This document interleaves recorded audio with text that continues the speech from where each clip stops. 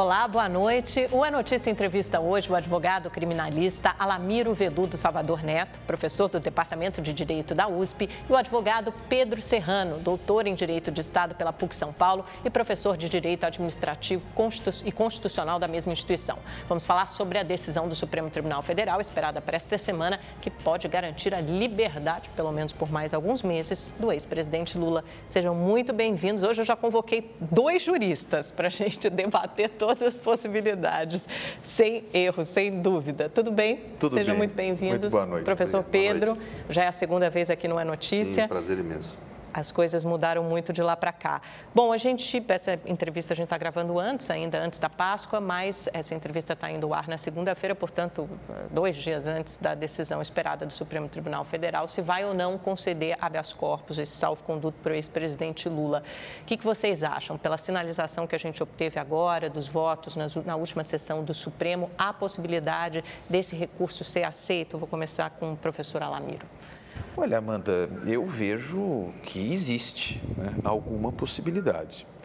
Só é importante que tanto o nosso telespectador e o cidadão brasileiro tenha a dimensão da importância dessa decisão que vai ser tomada pelo Supremo Tribunal Federal.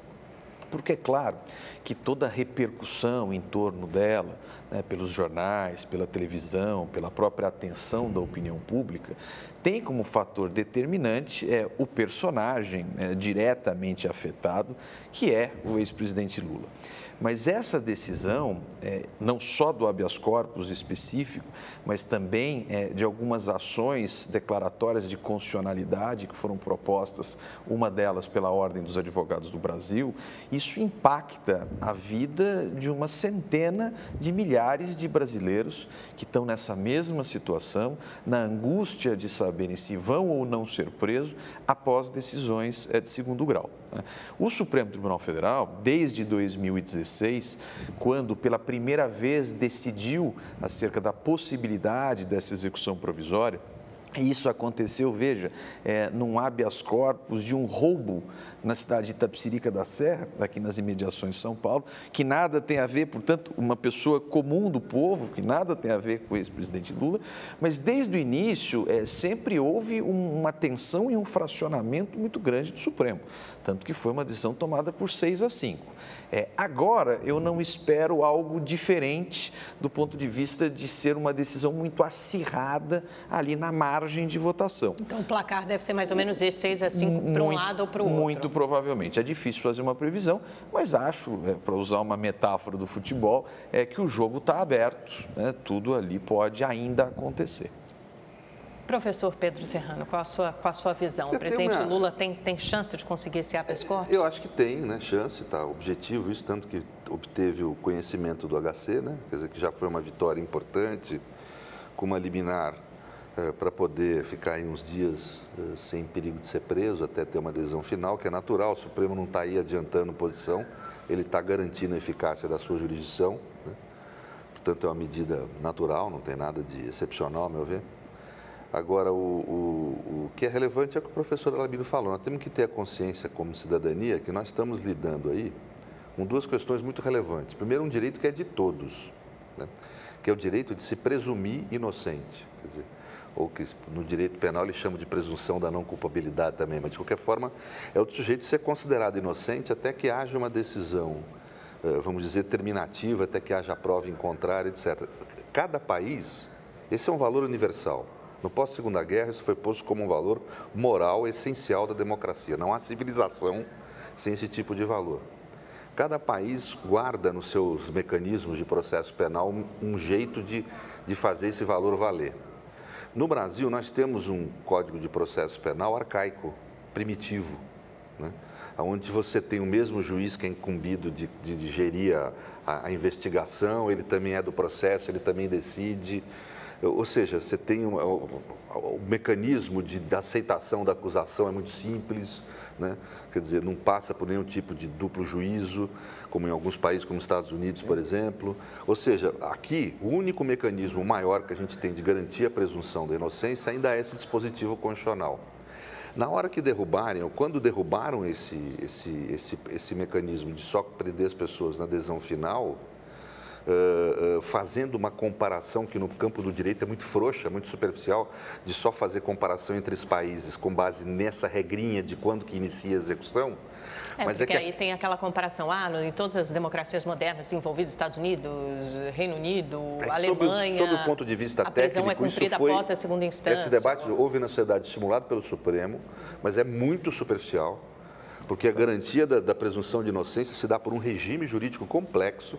Então, você pega os Estados Unidos, lá pode prender após lesão de primeiro, segundo grau, pode, mas em compensação, para você aceitar a denúncia lá, tem que passar por um grande júri de 21 pessoas, e se esse júri aceita a denúncia, o juiz ainda pode ir contra.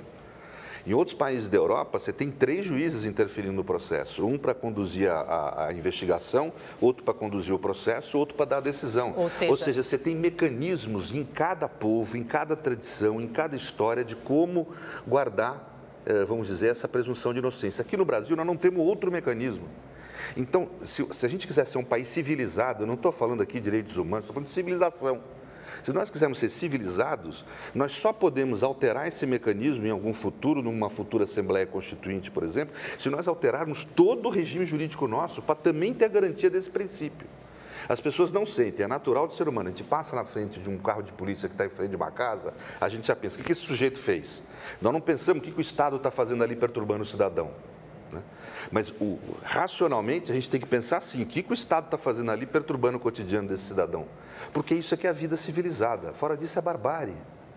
Eu acho que é importante a gente dizer, de qualquer forma, por mais que a prisão após segunda instância, até acho que aqui ficou muito evidente na nossa discussão, eu fiz a pergunta sobre o habeas corpus do Lula, vocês responderam rapidamente e já passaram para a prisão após segunda instância. Mas o que a ministra Carmen Lúcia, presidente do Supremo, colocou em votação, pautou para votar no dia 4, é o habeas corpus do Lula. Ou seja, essa decisão vai ter uma eficácia, seja para um lado ou para o outro, somente sobre o caso específico dele. E talvez até essa decisão dela de pautar o HC ou habeas corpus, se não as ações diretas de constitucionalidade que vocês se referiram, provavelmente foi uma decisão política, né? É possível, mas não dá para fazer essa cisão em relação ao impacto e à dimensão da decisão do habeas corpus. Ou seja, essa decisão vai sinalizar uma tendência futura do Supremo de rever ou não a evidente, prisão. Vamos imaginar a situação oposta, não é? Em 2016, quando aquele habeas corpus a que me referia do roubo em Itapecerica da Serra foi julgado e o Supremo admitiu a possibilidade da execução provisória após o esgotamento das instâncias ordinárias, essa decisão não gerou uma súmula vinculante, vamos chamar assim, mas é fato que essa decisão gerou um efeito cascata. Teve uma repercussão geral influenciando os prática. tribunais de justiça de diversos estados, dentre os quais o nosso, o Estado de São Paulo, e também os tribunais regionais federais. Então, é evidente que o juiz das instâncias inferiores, o de primeiro grau, dos tribunais ordinários e do próprio Superior Tribunal de Justiça, não estão vinculados, do ponto de vista normativo, àquilo que vai ser decidido no habeas corpus. Mas é evidente que isso é uma sinalização fundamental para a própria compreensão do sistema de justiça brasileiro do momento no qual eu posso iniciar a execução de uma pena. Fala-se muito no voto da ministra Rosa Weber. Eu vou voltar a essa questão da segunda instância para a gente debater isso longamente, mas só para esgotar nesse sentido do habeas corpus específico do ex-presidente Lula, fala-se muito no voto da ministra Rosa Weber, que seria o voto aí que ninguém sabe, que o voto de Minerva. Vocês também enxergam dessa forma ou há alguma dúvida sobre outros votos na sua visão, Pedro? Olha, eu vou ser franco aqui, quer dizer, em princípio é a ministra Rosa Weber mesmo, né, que todo mundo está falando, mas eu tenho militância na advocacia desde 1986, né, quer dizer, francamente, uma semana no judiciário, numa situação dessa, com muita pressão de mídia e tal, pode mudar tudo. Né? A minha experiência concreta no exercício da advocacia me diz que nós não temos certeza de nada. Aí, e essa discussão da pressão, né, ela ronda o Supremo desde antes desse julgamento, porque a ministra Carmen Lúcia foi muito pressionada pelos seus pares a pautar as ADCs, mesmo assim resistiu. Quando pautou, preferiu pautar o habeas corpus, por isso que eu falei se isso questionei se isso poderia ter sido uma decisão política ou não. Na coluna do Bernardo Melo Franco de hoje, porque a gente está gravando na terça-feira, tem uma declaração do ministro Marco Aurélio dizendo que essa presidência da ministra Carmen Lúcia, principalmente nessas últimas semanas, tem provocado um desgaste imenso para o Supremo, que é uma declaração forte, né, vindo de um ministro que está há muito tempo na casa. E também a gente teve a entrevista do juiz Sérgio Moro mandando uma espécie de recado aí para a ministra Rosa Weber, dizendo que ela é muito séria, que já trabalhou com ela, que tem grande qualidade técnica e que a revisão da prisão após segunda instância seria um retrocesso. Então, quer dizer, é um Supremo agindo com muitas pressões externas, sem contar a sociedade, né? Obviamente. E isso não vem de hoje. Não é? É importante recordar, só que chamando um pouco a memória, no momento do julgamento do Mensalão, que talvez tenha sido a primeira vez que a sociedade brasileira se debruçou atentamente sobre o Supremo Tribunal Federal, os ministros passaram a ser personagens conhecidos. Né? A gente sabia o nome de todos os jogadores do time, a escalação do time. A identidade dos ministros do Supremo Tribunal Federal sempre foi algo restrito ao universo do direito, né? Não da opinião pública. E ali, eu me recordo plenamente, quando do julgamento, por exemplo, do cabimento dos embargos infringentes, que o ministro Celso de Mello iria dar o voto decisivo, e durante uma semana houve uma pressão enorme da opinião pública, de diversos personagens da política, de pessoas da imprensa. Então, de todo modo, é claro que essa pressão existe, mas eu também quero acreditar, não só como advogado, não só como acadêmico, mas como cidadão brasileiro, de que os ministros, até porque ali estão, são capazes de decidirem, eu não vou dizer à margem dessa pressão, porque isso seria sobre-humano, mas de decidirem fundamentalmente com base na compreensão jurídica que tem e não de apelos desse ou daquele, de militantes e de opiniões que são muito além daquilo que se espera de uma Corte Constitucional. Professor Pedro, um recado, uma espécie de recado, né, que é a manchete de todos os jornais hoje, como do juiz Sérgio Moro, que é um juiz de primeira instância, para uma ministra do Supremo Tribunal Federal, né, sinalizando que ele espere que ela vote no sentido de manter a condenação após a segunda instância. É um recado que deve ser entendido como? É um tiro até que pode sair pela culatra? A ministra pode se sentir pressionada por um juiz de primeira instância e aí firmar mais a sua decisão contrária ainda? Olha, ou pode ceder à pressão? Eu posso lhe garantir o seguinte, não há pior função do que julgar. Ainda mais essas questões que são muito públicas. A situação dos ministros hoje não é, vamos dizer, invejável por ninguém. Quer dizer, realmente é uma situação muito difícil. Nós tivemos essa pressão, por exemplo, do juiz Moro, em que ele fala como cidadão, mas as pessoas falam dele, eu estou falando aqui dele como juiz Moro. Quer dizer, onde cria até uma certa confusão entre o exercício da magistratura e o exercício da cidadania. Ele está lá falando como militante político na TV. Ali não é tribunal.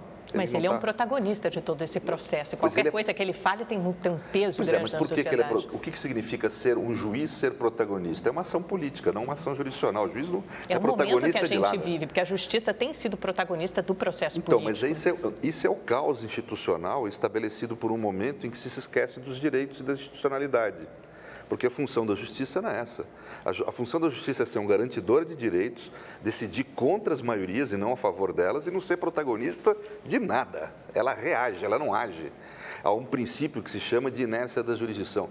Mas veja a situação, nós temos que entender como povo o que está acontecendo. Tem aquela série que eu acabei de ver na televisão, o Mecanismo. Né? O mecanismo que está ocorrendo foi dono de rede de TV fazer pressão no Supremo por essa questão.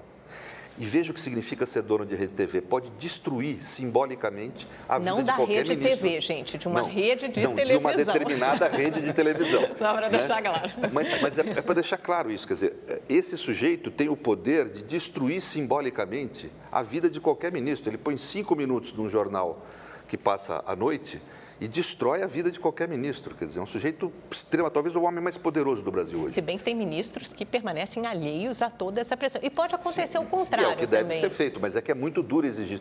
O problema é o seguinte, pelo correto, o ministro deve resistir a isso. Só que se nós chegarmos a um ponto, como estamos chegando, em que para o ministro ser isento ele tem que ser um herói e não ser um profissional, isso é muito ruim para a democracia. E aí isso destrói a democracia. Entra a minha próxima pergunta. E o papel da ministra Carmen Lúcia em todo esse episódio? Porque parece que ela foi muito pressionada pela sociedade. A gente vê todo o tempo as notícias nos jornais, que recebeu não sei quantos mil e-mails, até manifestações nas redes sociais de atores e atrizes famosos. Resista, ministra Carmen Lúcia, não paute as ações diretas de constitucionalidade, não reveja a prisão após segunda instância. Deu entrevistas em grandes emissoras de televisão dizendo que ia resistir. No último momento, foi obrigada por pressão dos pares a pautar, mas aí quando escolheu pautar alguma coisa, escolheu pautar o habeas corpus. Como é que vocês veem essa resistência da presidente do Supremo? Olha, é curioso, porque, e eu volto a insistir, pautar este tema não pode ser confundido com simplesmente pautar a prisão e liberdade de um acusado específico que estamos falando do ex-presidente Lula. Toda essa pressão, ela gira muito em torno do personagem. E gira fundamentalmente em torno de um clima que foi criado no Brasil. Uma coisa que me incomoda muito, Amanda, e não sei se é o professor Pedro, é que toda vez que o Supremo Tribunal Federal ou um outro órgão judiciário vai discutir em matéria criminal questões de garantias, aparece alguém para dizer que eventual concessão de garantias implica, por exemplo, na frustração da Operação Lava Jato. Todos os agentes da operação dizem isso, seria um retrocesso. Portanto, nós vamos pautar o judiciário brasileiro e o nosso sistema penal e processual penal e de execução penal, portanto, de liberdade e de civilização, em torno de uma operação que se acha, inclusive, muito maior do que ela é. Mas aí a gente também tem que olhar para um problema desse sistema judiciário, que é um sistema que causa muita impunidade. Pelo menos essa é a sensação que a sociedade tem, né? Esse sistema, por outro lado, e o juiz Moro chamou a atenção para isso na entrevista dele, né, que ele falou do excesso de recursos, acaba sendo um sistema muito permissivo e que gera impunidade e que gera principalmente uma desigualdade. Quer dizer, os ricos e poderosos têm condições de pagar advogados caros e entrar com 1000 recursos e postergar, adiar essa condenação em última instância, indefinidamente por anos a fio. Enquanto o brasileiro mais pobre, que não tem direito a tantos recursos, ou que não consegue tantos recursos, ou não paga advogados tão caros, ele vai preso logo. Quer dizer, isso não gera uma desigualdade? Esse argumento que é muito colocado, Amanda, esse argumento é uma falácia. Porque acontece o seguinte, nós temos hoje no Brasil, e o dado é de junho de 2016, 726 mil pessoas presas, o que nos coloca na terceira população carcerária mundial. Há um detalhe aí que chama muita atenção. 40% desse número é composto por presos provisórios. Então, nós estamos falando que 40% dos 726 mil são pessoas que ainda não têm a sua decisão condenatória transitada em julgado. O que mostra, inclusive, uma impaciência da cidadania brasileira de aguardar o processo. O processo se transforma num custo. A minha sanha punitiva é tamanha que o processo é um obstáculo, portanto, eu preciso punir independentemente dele finalizar. Mas quando você fala em presos provisórios, quer dizer que eles não foram julgados nem em primeira instância ou eles já foram condenados? Alguns não foram julgados em primeira instância, outros não foram julgados em segunda, outros não existe ainda o trânsito em julgado. Mas o número de prisões cautelares, vamos chamar assim, no Brasil, abarca 40% da nossa população prisional. É claro que, se nós observarmos o censo penitenciário, a maior parte dessas pessoas são presos por crimes patrimoniais e por tráfico de drogas, o que denota muito bem o perfil do preso. São pessoas pobres, que vivem na periferia, sem possibilidade de assistência do Estado em qualquer matéria que seja, não só em matéria judiciária, mas de saúde, de educação, de oportunidades, etc. Qual que é o problema? Quando eu digo que, já que nós prendemos estes, nós também precisamos prender os poderosos, e isso significa flexibilizar garantias, essa flexibilização, que supostamente é feita direcionada aos poderosos, vai afetar, em primeiro lugar, os de sempre. Portanto, flexibilizar a garantia de processo não significa que o empresário ou o político... Mas esses de sempre já estão presos, né? Eles só vão continuar presos. Mas vão continuar ainda mais num número cada vez maior numa sociedade que vai reiterar essa dinâmica punitivista. Portanto, o que eu quero dizer? O sistema criminal, ele é desigual em si, mas nós não podemos atribuir ao sistema criminal uma responsabilidade que ele não tem. Nós não vamos resolver o problema brasileiro aumentando pena, diminuindo garantia de processo e prendendo pessoas. Isso é uma falácia. Isso é uma falácia porque não funciona em lugar nenhum do mundo. Há uma contraintuitividade aí do cidadão. Te dou aqui um exemplo singelo. As pessoas dizem assim, vamos aumentar a pena, porque é preciso dar uma resposta. Não existe uma pesquisa científica em local algum do mundo que tenha a capacidade de comprovar que recrudescimento punitivo é sinônimo de diminuição de criminalidade. E se insiste com esse discurso. Professor Pedro, nessa entrevista do juiz Sérgio Moro, ele também explicou como todo o sistema de delações premiadas, prisões preventivas, e ele defendeu o uso desses mecanismos, pôde pela primeira vez garantir que esses ricos e poderosos não ficassem impunes e mais, falassem e entregassem os seus companheiros e todo esse jogo, esse esquema de corrupção que a gente sabe, e vocês sabem muito melhor do que eu, é difícil de investigar e provar se não houver uma delação, se alguém que estiver no topo da cadeia não conte como tudo isso funciona. Ele não tem razão nesse aspecto? Não seria muito difícil você punir esses ricos e poderosos se esses mecanismos, que talvez vocês entendam como uma certa flexibilização das garantias individuais, não fossem usados? Olha, esse é sempre, a gente tem que entender historicamente isso também, é longo, não dá para falar aqui, mas sempre na humanidade se falou isso, que se eu desconsiderar a condição humana do sujeito e tratar ele como objeto, se eu desconsiderar regras morais civilizatórias e agir de forma imoralmente, que é isso que se trata, com excesso de abuso, com excesso de poder, exercer minha autoridade no limite, eu vou conseguir obter ordem, paz e punição dos crimes, etc. Isso nunca se demonstrou. Esse tipo de, vamos dizer, de meio autoritário para obter fins que sempre se pretendem legítimos, só trouxe desordem e caos para a história humana. São os grandes momentos de tragédia que nós vivemos na história humana. Agora, temos que ter claro o seguinte, o que causa violência e criminalidade no Brasil é essa vida bárbara que existe nas periferias das grandes cidades. A barbárie só se combate por um remédio, civilização. O que é civilização? Esse conjunto de direitos que nós menosprezamos tanto hoje em dia. Então, o que nós estamos querendo fazer quando nós falamos, eu concordo totalmente com o que falou o professor Alamiro, só para complementar a análise dele, em vez da gente propor a universalização da civilização, ou seja, que todos tenham uma vida civilizada e sejam tratados com direitos, a gente está propondo a universalização da barbárie. Nós queremos agora, então, que todos sejam tratados com injustiça, com barbárie, com violência, e isso só gera violência. Não há, por exemplo, o professor tem total razão, não há uma pesquisa científica no mundo que mostre que aumentar o rigor da pena, o rigor da punição, traga mais paz social. Agora, todas as pesquisas apontam que desigualdade tem sempre a ver com violência. Não há sociedade desigual no planeta que não tenha grandes índices de violência. Até os Estados Unidos, que é o país mais rico do mundo, ele é o mais violento da OCDE, porque é muito desigual. Ou seja, isso é uma... E a desigualdade tem aumentado claro, nos Estados Unidos. E veja, direito penal não resolve desigualdade. O que resolve desigualdade é política pública. Então, não adianta, como o professor falou muito bem, não adianta querer depositar no direito penal uma esperança de corrigir problemas sistêmicos como é a corrupção. Mas como é que a gente corrige esse problema da corrupção, por exemplo, se não é por aí, se não é por flexibilizar essas garantias individuais ou então rever a possibilidade da pessoa ter seu processo transitado em julgado e só a partir daí cumprir a pena, a punição? Como combater a corrupção, que é um problema que, na verdade, na prática, a gente vê no Brasil que os ricos poderosos, pelo menos até a Lava Jato, tinham conseguido se esquivar, se safar desse problema. A primeira coisa é perceber, né, Amanda, que a corrupção não é um problema brasileiro.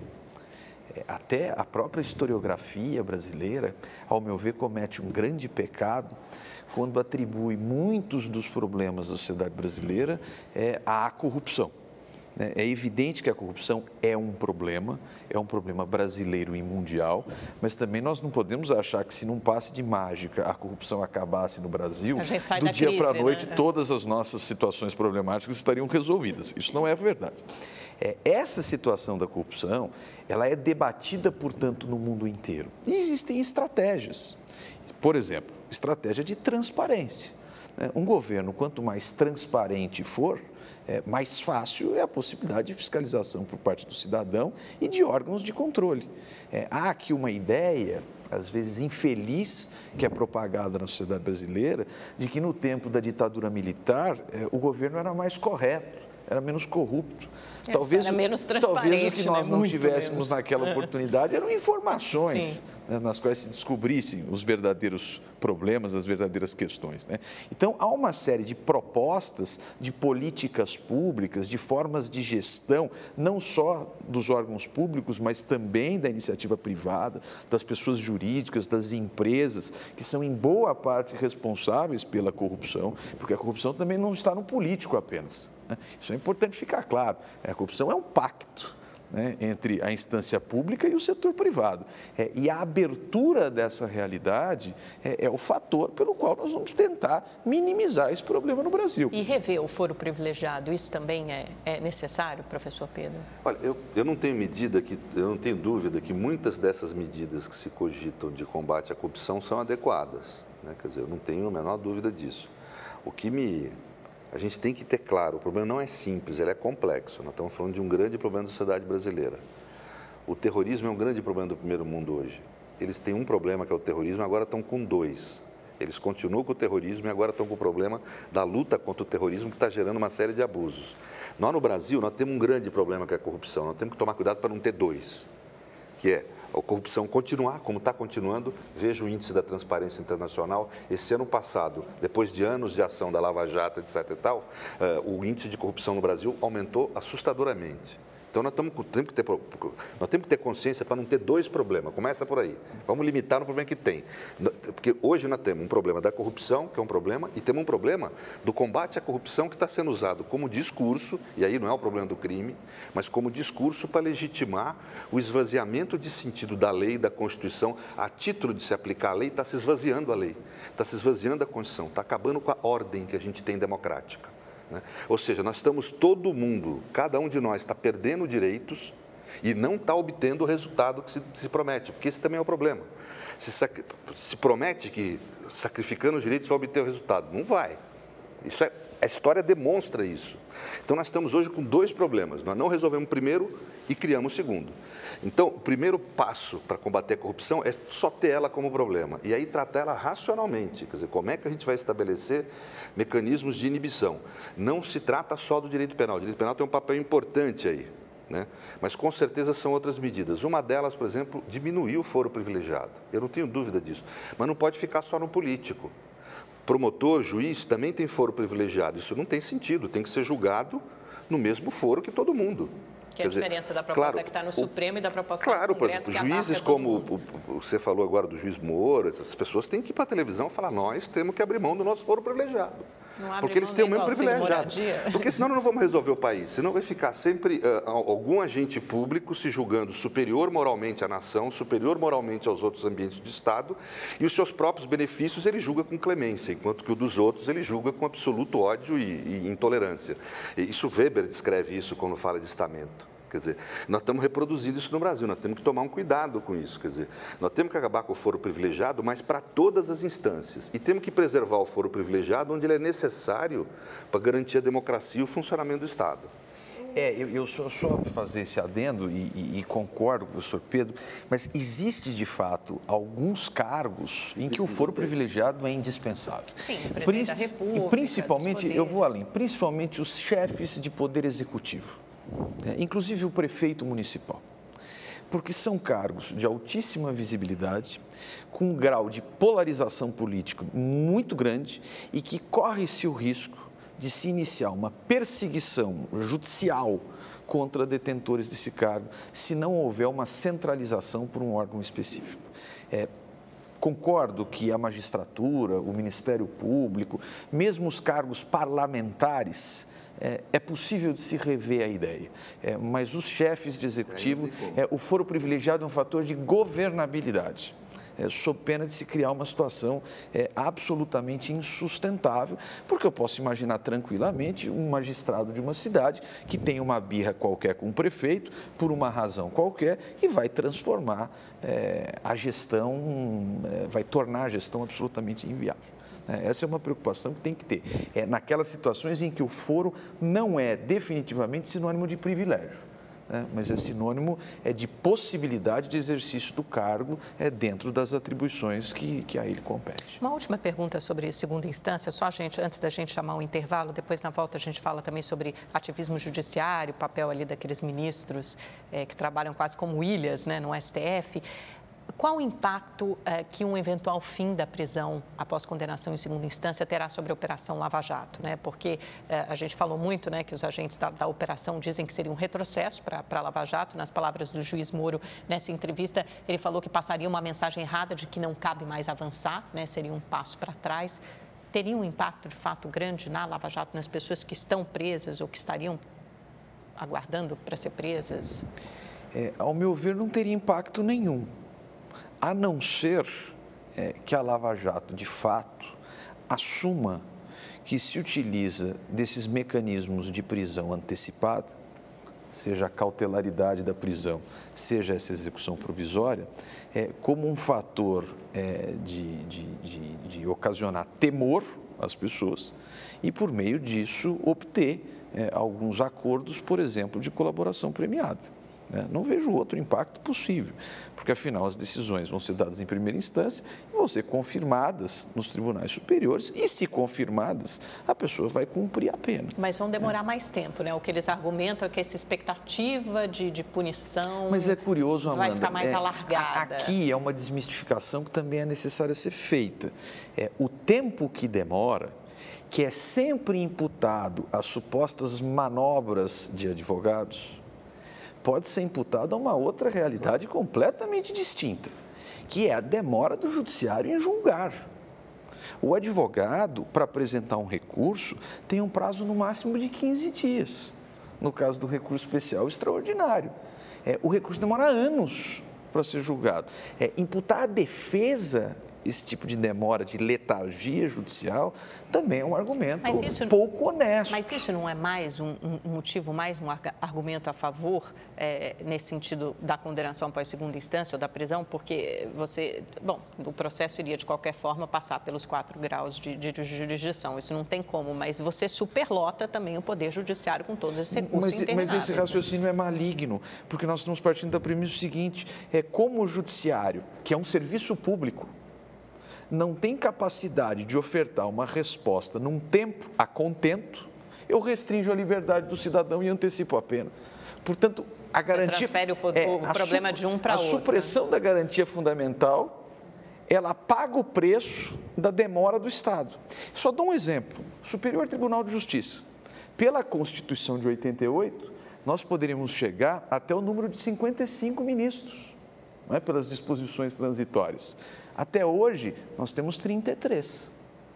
O Superior Tribunal de Justiça poderia, portanto, aumentar os seus cargos para dar conta dos processos e isso levaria o quê? A um menor tempo de julgamento. O que eu quero dizer? O Estado não pode suprimir direitos do cidadão para compensar a sua própria dificuldade de prestação de um serviço, que é o serviço jurisdicional. Nós temos que entender que esse mau funcionamento, vamos dizer, do serviço judiciário não é nem culpa do juiz, nem culpa do advogado, nem do promotor. É um sistema complexo em que é difícil lidar. Vou lhe dar um exemplo. O maior cliente do judiciário brasileiro que entope de questões do judiciário brasileiro é o próprio Estado. Sim, não tenho dúvida. E pior, nós da sociedade não confiamos no político, isso não tem solução, isso que eu estou falando, tem problemas aí que a solução é difícil, mas assim, nós não confiamos no político, não confiamos no servidor público, não confiamos no funcionário. Então nós estimulamos a criação de uma série de leis e mecanismos que, vamos dizer, desconfiam desse agente público.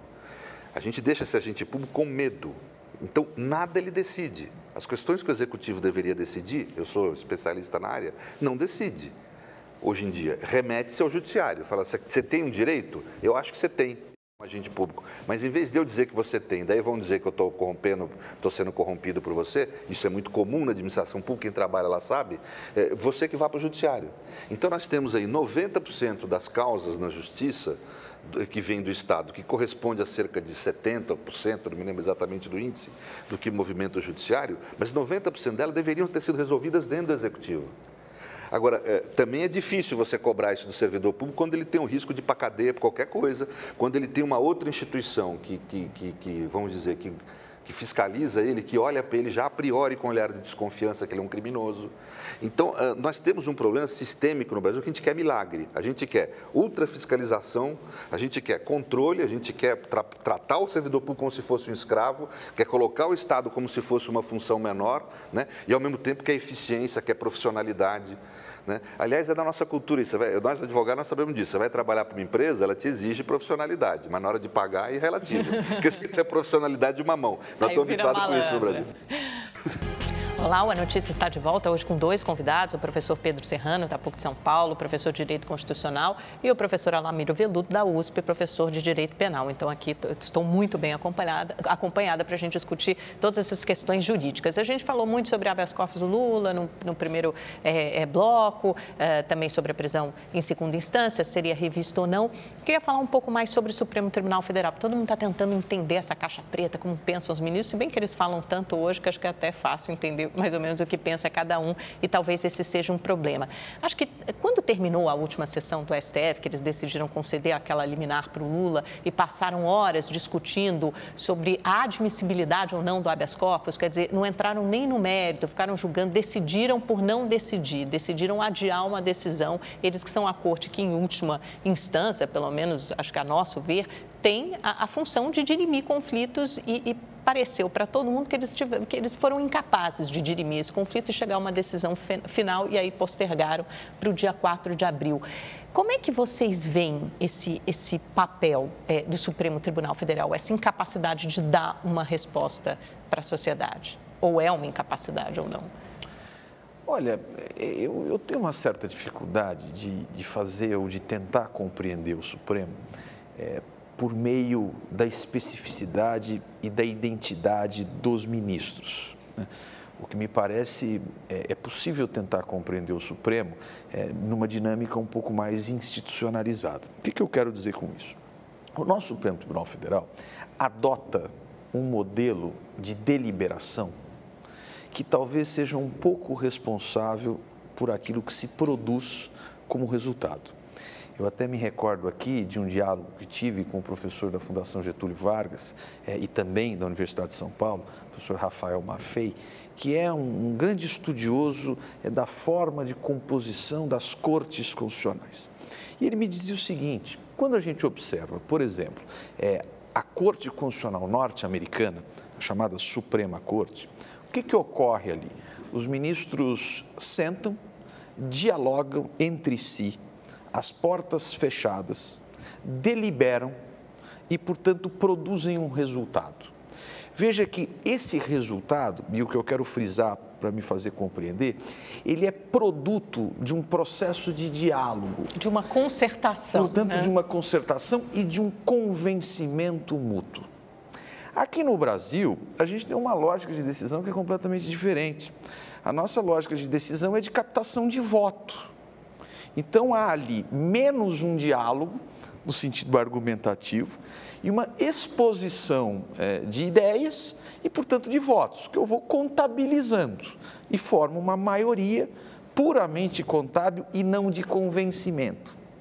Isso me parece, em primeiro lugar, traz uma dificuldade muito grande de solidificação de jurisprudência, a ponto de, no mundo da advocacia, se falar muito numa espécie de roleta da distribuição de processos. É uma loteria, a justiça com esse caráter de loteria. Se cai com o ministro A, a decisão é uma, se cai com o ministro B, a decisão é completamente oposta, ministros que compõem o mesmo tribunal. E não age como um colegiado, né? E muitas vezes a mesma turma de um tribunal.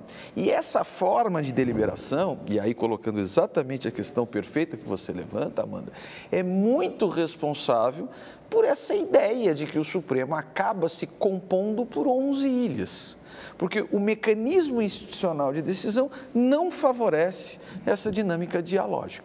Esse é um dado, né? Que é um dado que não é responsabilidade desse ou daquele ministro. Essa é a maneira como o tribunal é gerido, como ele se organiza, e esse modelo organizacional reflete no que a gente acaba observando e tantas vezes sendo objeto de crítica. Professor Pedro, isso que o professor Alamiro disse é interessante, né? Esse termo, a captação de votos no Supremo Tribunal Federal. Parece, e captação de votos é um termo da política, né? E parece, de fato, um STF cada vez mais politizado. O senhor vê dessa maneira e quais os riscos disso? A palavra política, sabe que para falar dessas coisas é ruim, né? Porque ela não tem, nesse caso, a especificidade que ela deveria ter. A palavra política ela é polissignificativa, ela tem vários sentidos, né? Eu tenho preferido, às vezes, nos meus textos, nas minhas falas em sala de aula, mudar um pouco a palavra. Eu prefiro falar em instauração, que é o ambiente do que nós chamamos de política, onde você tem pessoas que se reúnem, eleitas pelo povo quando é numa democracia, e que vão decidir o bem comum, ou seja, aquilo que eles acham que é a boa vida da comunidade, mas vão decidir o novo, novos modelos de vida, novas regras, novas leis, etc. O judiciário numa democracia, ele também decide o bem comum, então ele tem um elemento político, ele também decide a boa vida, só que ele não decide por valores ou coisas novas que ele criou. Ele decide por decisões anteriores, aplicando decisões anteriores. Portanto, ele tem uma função subordinada, ou deveria ter uma função subordinada, né? Portanto, ele tem uma função de restabelecer decisões genéricas no campo concreto, né? Ele tem uma função, portanto, de aplicação e não de instauração, né? Agora, ambas você pode ver do ponto de vista político, que ambos dizem respeito à vida comum, né? Só que tem naturezas totalmente diferentes. O judiciário erra, e isso pode ser uma mera disfunção, um erro, ou, como eu acredito hoje, no mundo, nós temos uma patologia, né? Que é o judiciário começando a ingressar indevidamente, de forma intensiva, nesse ambiente da instauração. Exatamente, que é o terreno político, né? Essa que é o terreno da política. Que você substituiu onde o sujeito instauração não por julga. política. Veja, o papel do ministro Supremo não é julgar de acordo com o que ele acha moral ou correto. Nós temos uma Constituição, a característica da Constituição do pós-guerra, que já define o que é moralmente correto, o que é moralmente adequado a uma sociedade democrática. Já estabelece uma moralidade.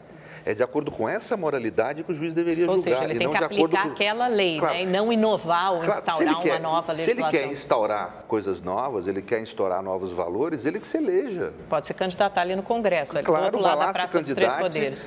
Participe do debate público, etc. Há um exercício no judiciário, e não só no Supremo Tribunal Federal, que é um exercício em alguma medida político, mas política numa dimensão de exercício de poder de escolha semântica de determinadas normas jurídicas. Interessante. E até de visões do direito, eu quero dizer? né? Que é claro que o direito, ele é um texto.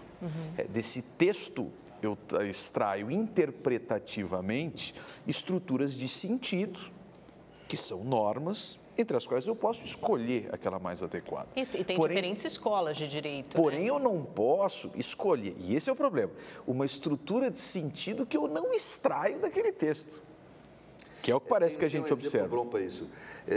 Eu até discordo dessa coisa de escolher, isso é um debate nosso que a gente leva lá na academia. Mas, assim, mantendo nessa ideia da escolha, o Wittgenstein tem um livro de investigações filosóficas, ele dá o exemplo, né? Ele fala de aplicação da regra, para as pessoas entenderem. Chega numa sala o professor e fala, olha, vocês têm que fazer uma conta de 2 em 2. Aí começa aquela sala, 0, 2, 4, 6. Ele vai na outra turma, na outra sala, vocês têm que fazer uma conta de 2 em 2. Eles 2 vezes 2 é 4, vezes 4 vezes 4 é 16. São duas formas possíveis de você aplicar. O que estão fazendo no Brasil? Para chegar ao mesmo resultado. O que estão fazendo no Brasil? Vocês têm que fazer uma conta 2 em 2. É 0, é 3, é 9, é 12. Exato. E isso não pode haver. Essa instauração do novo não pode haver. E para pegar um exemplo do nosso primeiro bloco, o texto do inciso 57 do artigo 5º da Constituição, que traz a expressão ninguém será considerado culpado antes do trânsito em julgado de uma sentença penal condenatória. Isso foi reiterado em 2011 pelo Parlamento, no artigo 283 do Código de Processo Penal. Deste texto, eu não consigo extrair uma estrutura de sentido normativo que permita a prisão ou antecipação da execução da pena em segunda instância. É tratar o 0, 3 ou 9. Este é o problema. Este é o problema. E aí é o que, mas aí é interessante isso. É o que eu voltei a dizer, Amanda, até numa entrevista recente. Eu não estou aqui a garantir, embora pessoalmente pense que sim, que essa é a melhor ou pior solução. mas essa é a solução do texto legislativo dada pela brasileiro. Constituição, a não ser que você queira mudar. E que compete a mudança ao Congresso Nacional. Exatamente. Ponto. O juiz Moro propôs, inclusive, que o novo presidente da República entrasse com uma PEC, né, propusesse uma PEC, uma proposta de emenda constitucional, justamente para alterar essa parte do texto, que aí a gente entraria em outra discussão se é uma cláusula pétrea ou não. Pois é, mas com o qual é importante dizer que o magistrado Moro, ao dizer da necessidade de reformar a Constituição, assume que a Constituição não permite essa interpretação que ele pretende dar. É interessante, porque ele usou uma outra, na fala dele, ele rebate esse ponto, agora fazendo um pouco o papel de advogado do diabo, que você mencionou, Alamiro, né, sobre como não é possível extrair desse texto constitucional algo que não esteja ali, ou seja, que não seja esperar o trânsito em julgado para começar uma punição. Ele fala o seguinte, tudo bem, tem gente que expressa, que entende lá, literalmente, que o texto diz isso. Só que a Constituição também tem como suas cláusulas e valores fundamentais liberdade e igualdade. Se a gente for pensar num sistema jurídico de igualdade e de igualdade e liberdade, a gente teria que aplicar um conceito como esse, prisão após segunda instância, que atingiria também os ricos e poderosos que têm lá os seus recursos. Talvez o que nós pudéssemos fazer... Ele propõe essa reflexão, ao contrário, essa análise da repensar a dinâmica das cautelares para aquela população que está nos cárceres de sempre. O que nós precisamos no Brasil, no sistema criminal, em que pese o que eu vá dizer aqui, eu sei que é terminantemente contrário à opinião pública, é um discurso contra-majoritário, mas o que nós precisamos no Brasil no sistema criminal são mais garantias. Mais garantias, porque o que se vê são barbaridades, pessoas condenadas em penas altíssimas e em delitos de pouquíssima relevância. Portanto, o que o cidadão brasileiro está precisando é de proteção em face do Estado e não de se dar mais poder ao Estado para que persiga as pessoas. Esse é um problema muito grave. Professor Pedro, como é que, eu vou começar com você agora, como é que você vê esses dois grupos que hoje parece que existem no Supremo Tribunal Federal e se a gente pudesse escolher, um grupo seria capitaneado pelo ministro Gilmar Mendes e outro pelo Luiz Roberto Barroso, e aí eu pergunto sobre essa ótica desse direito, né, com mais ou menos garantias, desse direito que instaura, que inova, então desse direito que simplesmente aplica as regras e a Constituição já existente. Desse ponto de vista constitucional, nós temos dois grupos no Supremo, um que quer aplicar a Constituição, a outra que quer instaurar uma nova ordem, que quer agir como legislador. Então vamos dar nome aos bois, quem está em cada grupo? Eu não saberia, por exemplo, eu tenho visto o ministro Barroso, a quem eu elogiei, fiz um artigo na Carta Capital. Elogiou muito aqui na última entrevista. Elogiei muito na minha última entrevista. Hoje eu sou extremamente crítico a ele. Ele trai o que escreveu. Ele é um sujeito que agora está agindo de forma a querer criar uma nova condição, quando não tem legitimidade democrática para isso. Quer dizer, então, realmente... Ele enxerga como um momento excepcional, né? Como um momento de aplicar um direito talvez mais atuante. Né? Por isso que eu chamo de medidas de exceção, só que eu chamo no sentido negativo, para demonstrar que isso são medidas que têm uma aparência de democracia com conteúdo autoritário. Mas parece que a intenção dele é boa, né? De criar uma sociedade mais igualitária, mais justa. Veja, são esses os valores que ele defende. Toda tragédia, toda barbárie da humanidade deu-se por intenção boa. Nós dizimamos população indígena na América Latina quando viemos da Europa para cá, alegando que queríamos trazer a cristandade e o amor divino, o amor de Cristo para cá. A África do Sul foi invadida e teve uma parte da sua população dizimada pelos ingleses porque queria se combater a escravidão de uma tribo sobre outra. Ou seja, sempre houve essa alegação no ser humano. O ser humano tendencialmente, eu quando estou brigando com a namorada, eu recorro a um argumento geral para tentar legitimar meu interesse pessoal, quer dizer, e vice-versa também. Isso é da natureza humana. Nós sempre recorremos a um argumento geral que atende todo mundo. Então, o outro não atende o meu desejo de foco em mim, eu vou e falo que ele é um desleal, é um sujeito desprovido de... Gente, não namorem um advogado, deve ser péssimo entrar num debate desses. Essa tendência ao argumento geral sempre é posto. Então, sempre a gente se argumenta em torno da boa intenção, dos interesses. O problema é como essas medidas de boa intenção repercutem no concreto. Quer dizer, existe um papel institucional que o Supremo tem que cumprir. E alguns desses ministros não estão cumprindo. Eu tenho aqui uma lealdade, eu admiro muito. Alguns deles, o ministro Barroso é uma pessoa que eu admiro profundamente, não tenho intimidade, nem conheço pessoalmente, mas com isso tenho uma relação muito super... Estive com ele em debates só públicos, mas sou um admirador da obra dele, utilizo em sala de aula para indicar para meus alunos e tal, mas hoje ele está num caminho que ele precisa refletir, ele está num caminho equivocado, por exemplo. Portanto, eu acho que no plano constitucional é isso. No plano da humanidade, no plano, vamos dizer, sociopolítico, o problema é mais complexo. O Dworkin, que é um autor da nossa área, ele tem um livro dele, do último que ele escreveu, Democracy is Possible Here, que ele fala da divisão nos Estados Unidos entre Reds and Blues, quer dizer, entre os dois grandes segmentos de pensamento, vamos dizer, concreto da política americana, e como isso estava dissolvendo o common ground, ou seja, porque debate na democracia, briga na democracia, ele não é só para causar divergência, ele vai criando consenso. Ele vai criando um solo comum. Mas com essa polarização hoje aqui no Brasil e no mundo inteiro, então, de uma forma geral, até pouco tempo chegar atrás, veja, pelo menos o que nós chamamos na nossa área de direitos negativos, os direitos de liberdade, eles eram um consenso entre conservadores modernos, liberais, marxistas, sociais-democratas. Todo mundo tinha um certo consenso que tinha que se guardar certos direitos do indivíduo ante o Estado. Esse common ground, esse solo comum, esse consenso está se diluindo. O Supremo representa isso. Né? Tem alguns ministros que se acham investidos, e com razão social para isso, eles encontram amparo na sociedade para isso, de uma força excepcional, de um momento excepcional para combater um mal que eles acham visceral na sociedade brasileira. Então, se fala, não, eu vou aqui abusar um pouco do meu papel só para poder resolver esse grande mal. E evoca um sentimento do povo, né? Porque o ministro Barroso usou uma frase, não foi exatamente essa, algo com esse Isso sentido. é a ideia da homeopatia. Eu vou usar um pouco do veneno, que é o abuso, para poder combater um mal maior, que é a doença. Né? Então, essa lógica de exceção vai tomando conta dessas pessoas e elas vão agindo com um espírito muito ativo. Não há nenhuma má intenção, não há nenhum egoísmo nisso, ao querer realizar o bem comum.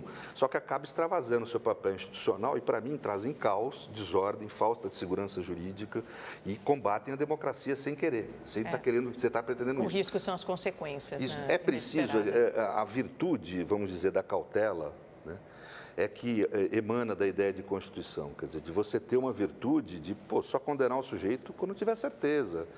Você ter um pouco de cautela, isso é inerente, deve ser do magistrado. Por isso que esse magistrado muito ativo, ele é algo estranho à democracia, né? Porque ele deve representar a salvaguarda de direitos, agir com equilíbrio, com calma, não ir naquele movimento da turba, né? Quer dizer, vamos com calma, vamos ver o que ocorreu, vamos ouvir o sujeito. Ou seja, essa postura equilibrada está faltando para a sociedade como um todo e está repercutindo no judiciário. Então, o problema sociopolítico ele é muito maior do que o problema jurídico ou constitucional. Ele é um problema extremo da sociedade ocidental, né? Quer dizer, nós estamos perdendo, vamos dizer, o elemento civilizatório que a nossa sociedade tem em prol vamos dizer, de formulações muito abstratas que estão nos levando à barbárie das relações e não estão resolvendo os problemas. Alamiro, você também vê assim o Supremo muito permeável à pressão da sociedade, à pressão da turba, né? Um termo que eu gosto muito do professor Pedro. Vejo exatamente assim, e quando nós colocamos esse problema do ativismo judicial no contexto brasileiro, a situação ganha ainda um grau maior de sensibilidade. Por quê? Porque nós vivemos uma realidade onde os outros poderes encontram-se extremamente enfraquecidos. O cerne, o ponto central da democracia é o parlamento. Não existe uma democracia forte onde não houver um parlamento forte no sentido de uma capacidade propositiva e de uma capacidade de representação da sociedade. E a gente tem um parlamento o que nós enxergamos no parlamento brasileiro hoje, certamente o poder legislativo é aquele que possui o maior descrédito da população. Nós vamos entrar agora, esse ano, numa eleição para a renovação da Câmara dos Deputados e do Senado, com a população avessa à política. Isso é muito grave. A esperança da população brasileira não tem que estar no herói que compõe o Supremo Tribunal Federal ou mesmo até na presidência da República. O Poder Legislativo é o fator de balanço democrático. E quando o Poder Legislativo se deslegitima, se descredencia da forma como está, isso leva normalmente a que uma outra instância tome o seu papel. Veja que essa instância já foi o Executivo. Nós tivemos no Brasil, nos anos 90, um acúmulo de medidas provisórias que demonstrava exatamente esse fator de enfraquecimento, a incapacidade de proposição do Legislativo e o Executivo, portanto, tomando as rédeas do controle. Muito forte, né? Hoje nós temos um Executivo também fraco, porque um governo que veio de um processo de impeachment absolutamente questionável, um presidente da República que reúne 2% de aprovação popular. E quer ser candidato, ele tem 6%. Pois é, não diminui. A pesquisa de 6% eu não vi. Eu vi a última que eram 2% de bom ou ótimo do governo. Mas, enfim, não vai fazer muita diferença. Mas o fato é que essa realidade de um executivo fraco, de um parlamento absolutamente deslegitimado, coloca no judiciário todas as esperanças. E aí, se os ministros não tiverem muita ponderação, não tiverem muita capacidade de compreenderem o papel institucional que ocupam, é natural que atropelos advenham de uma situação como essa. Porque aí o risco é o seguinte, o risco de desmoralização provavelmente do Supremo está em não atender aos anseios da sociedade que quer que mantenha a prisão após segunda instância. Então, isso que você falou do enfraquecimento dos poderes, pode ser que o Supremo, que já começou a cair em descrédito junto à população, vá por água abaixo se não decidir conforme quer. Pois é, mas isso é um problema, porque quando nós exigimos do Supremo decidir de acordo com a população, nós criamos um caos do ponto de vista institucional, porque a única coisa que o Supremo não deve fazer é decidir de acordo com a opinião pública. São as decisões contramajoritárias. Quem deve decidir de acordo com a opinião pública é o parlamento. Sim. Quem deve decidir de acordo com a opinião pública é o Poder Executivo. Mas a essência está aí, a sociedade está querendo que o Supremo substitua o parlamento. O Supremo está respondendo a isso. Por isso que eu falo que o problema é mais sociopolítico do que dos ministros. Pois é,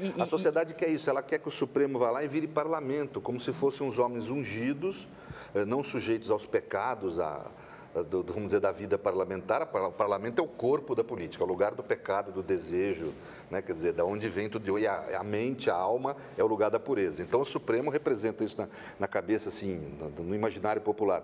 O Supremo é a alma, é a mente, é a racionalidade. O parlamento é a corrupção, é o desejo, é a coisa ruim, né? Quer dizer, mas não adianta, ser humano é os dois, né? Quer dizer, e cada um tem seu papel. O papel do parlamento é instaurar. Se nós queremos melhorar o parlamento, vamos votar em gente boa na próxima eleição. E está na mão do cidadão mudar isso. O que vocês esperam? E com essa pergunta, com essa questão, eu fecho a nossa entrevista. Nosso tempo está quase no fim. O que vocês esperam para a eleição desse ano? Vocês estão otimistas? Não? Vai piorar, vai melhorar? Qual vai ser o saldo de 2018? Olha, é difícil a gente fazer uma previsão, mas eu vejo atualmente a sociedade brasileira, e é algo comum que eu vou dizer, que já foi observado por tantas pessoas, mas a sociedade muito tensionada. O Brasil hoje é um ambiente no qual é difícil discutir de maneira racional e educada fatores relevantes da política nacional. Nas redes sociais, então, a gente nem tenta. Nós vivemos uma dinâmica de agressão, de um discurso do ódio, de uma intolerância, que é algo muito complicado. Essa eleição, se ela nos trouxer um distensionamento da sociedade, já será um grande avanço. Um grande avanço. Você acha que trará esse distensionamento, Pedro? Ou você acha que será o contrário? Não, eu acho que isso aqui é reflexo do mundo, só que aqui nós somos um país periférico, então as coisas se reverberam aqui de forma mais primitiva, mais violenta, né? Mas é um problema que o mundo atravessa hoje. Esse common ground do pós-guerra, da gente achar que de um pacto civilizatório, que nós aqui no Brasil tivemos a genial ousadia de produzir a Constituição de 88 como a nossa primeira Constituição para mim no plano histórico, que realmente ousa a civilização, né? Esse pacto civilizatório, ele está em frangalhos, quer dizer, nós estamos está sendo substituído por um outro paradigma, um paradigma autoritário no mundo todo. Hoje o que mais me preocupa são os direitos de liberdade, aqueles direitos que a gente já tinha, a minha geração achou que isso era... Favas contadas, Fava contado, nem se preocupava com isso, quer dizer, a gente achava que isso era o mínimo, porque criou-se um grande consenso democrático, a esquerda adere à democracia, os conservadores também se dividem dos autoritários e passam a aderir a valores democráticos e humanistas, então você passa a ter uma visão humanista e democrática como um certo pacto. Hoje isso já não existe, está nas pessoas que a gente está falando. Nós somos mais agressivos com o outro, a gente entende, é mais cruel com o outro, entende menos o papel do outro, tem menos projeção no papel do outro, tem menos solidariedade, virtudes que antigamente eram aplaudidas como bondade, generosidade, capacidade de sentir, se pôr no lugar do outro, certos valores cristãos, hoje eles são esvaziados de sentido, eles são vistos como fraqueza, quer dizer, e isso se repercute na vida de todo mundo, na forma como eu me relaciono com a minha mulher, com meus filhos, com meus amigos, com os irmãos, quer dizer, com os adversários. Na internet a gente vê essa barbárie, a barbárie vai tomando conta. Só tem uma esperança para nós hoje no Brasil, a aplicação adequada, na minha opinião, né, da Constituição de 88. A Constituição é a salvação nossa. Ela é a boia que sobra no meio de um oceano de barbárie, de violência que a gente está inserido. Nós temos que nos agarrar nessa boia para sobreviver como sociedade civilizada. Muito obrigada, professor. Com essa defesa enfática da Constituição de 88, então a gente encerra o É Notícia de hoje. Quero agradecer muito a participação de vocês, aprendi muito, tenho certeza que os telespectadores aprenderam muito também. Eu que agradeço. Vamos ver o que vem por aí nas redes sociais, então, em relação à entrevista. Gente, muito obrigada também pela companhia de vocês até essa hora, foi ótimo, como sempre. A gente se vê na próxima segunda-feira já com uma decisão, repercutindo aqui um pouco tudo que a gente conversou, falou até agora. Uma ótima semana, boa noite, até a próxima.